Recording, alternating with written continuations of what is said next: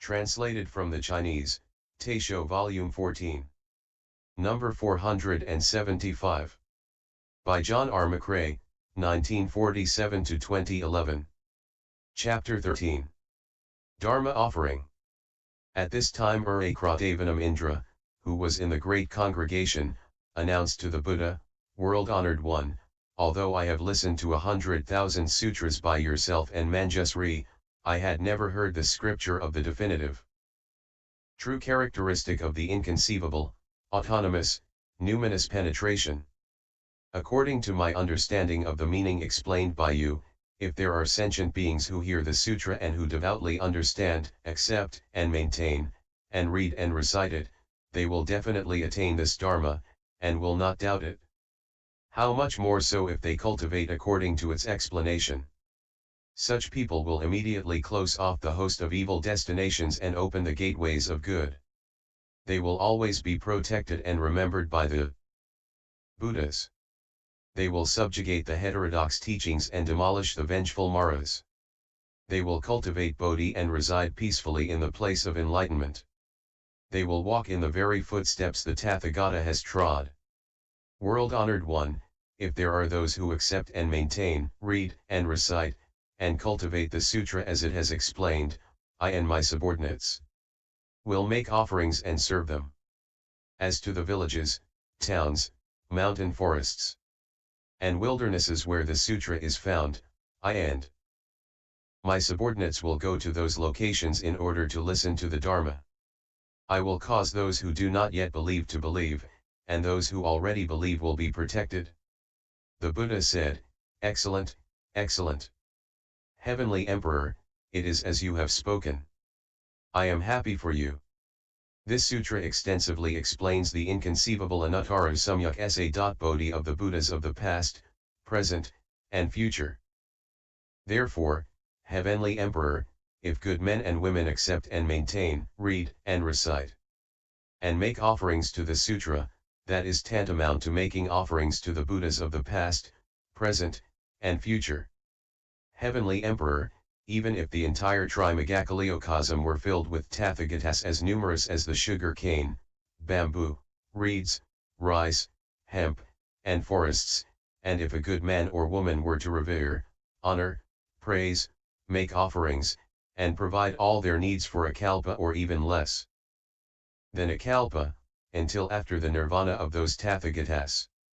After the nirvana of those Tathagatas, if he or she erected a stupa of the 7 treasures above the relics of every one of those Tathagatas bodies, as long and wide as a single fourfold world and as tall as the Brahma heaven, with each stupa constituting a field ornamented with all manner of flowers, incense, garlands, banners, and musicians, paramount in most subtle wonder, and if that good man or woman made offerings to these stupas for a kalpa or less than a kalpa, what do you think, Heavenly Emperor?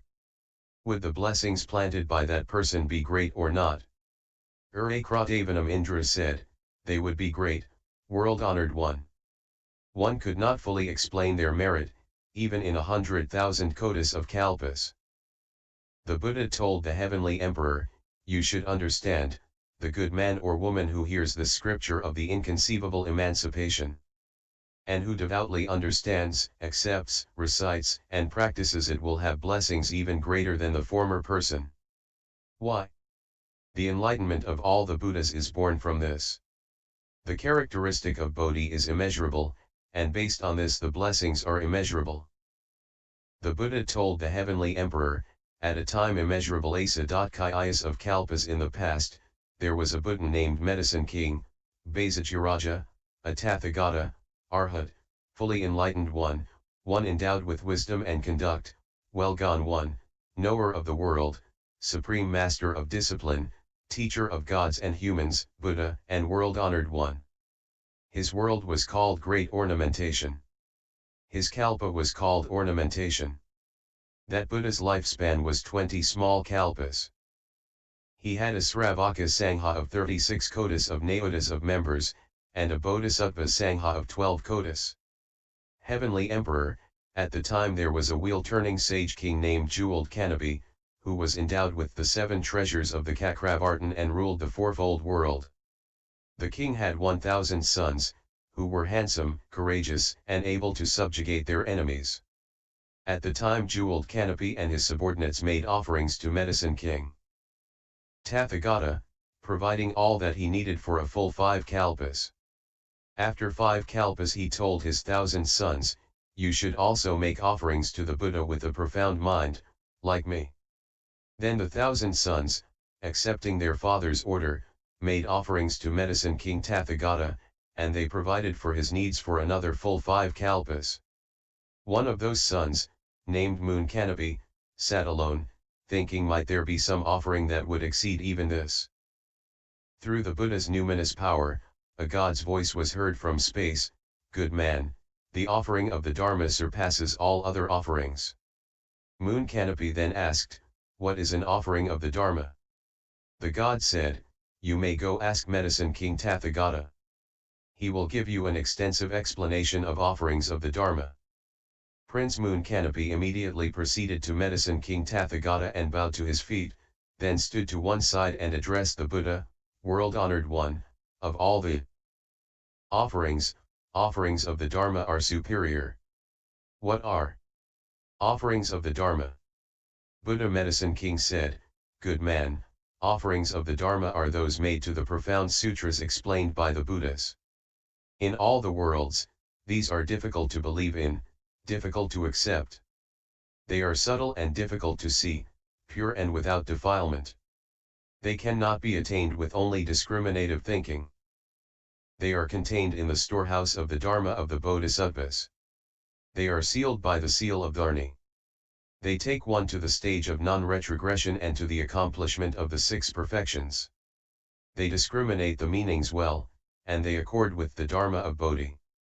They are supreme among the host of sutras and induct one into great sympathy and compassion. They transcend the affairs of the hosts of Maras and the various heterodox views. They accord with the Dharma of causes and conditions. They are without self, without person, without sentient being, without lifespan. They teach the 3 emancipations of emptiness, signlessness, wishlessness, and non-activation. They are able to make sentient beings take their seat in the place of enlightenment and turn the will of the Dharma. They are praised by all the gods, dragons, demonic spirits, yaksas, gandharvas, and so on. They are able to make sentient beings enter the storehouse of the Buddha Dharma. They accommodate all the types of wisdom of the worthies and sages. They explain the path practiced by the host of bodhisattvas. They rely on the meanings of the true characteristic of the dharmas. They illuminate the dharmas of impermanence, suffering, emptiness, no self, and extinction. They are able to save all sentient beings who commit infractions. They can render afraid the maras, heretics, and those attached to desire. They are praised by all the Buddhas, worthies, and sages. They reject the suffering of samsara and reveal the joy of nirvana. They are explained by all the Buddhas of the 10 directions and 3 periods of time. One who hears such sutras, and devoutly understands, accepts, and maintains, and reads and recites them, will with the power of skillful means explain them clearly and with discriminative understanding for sentient beings. This is because that person will be maintaining and protecting the Dharma. This is called the offering of the Dharma. Furthermore, when one practices as is explained in the Dharma, one will be in accord with the 12 factors of causes and conditions, transcend the heterodox views, and attain forbearance of the birthlessness of dharmas. There is definitively no self and no sentient beings, and within the retributive results of the causes and conditions there will be in such persons no disagreement, no contention, and the transcendence of all the qualities of self. They will rely on meanings, not on words. They will rely on wisdom, not on knowledge.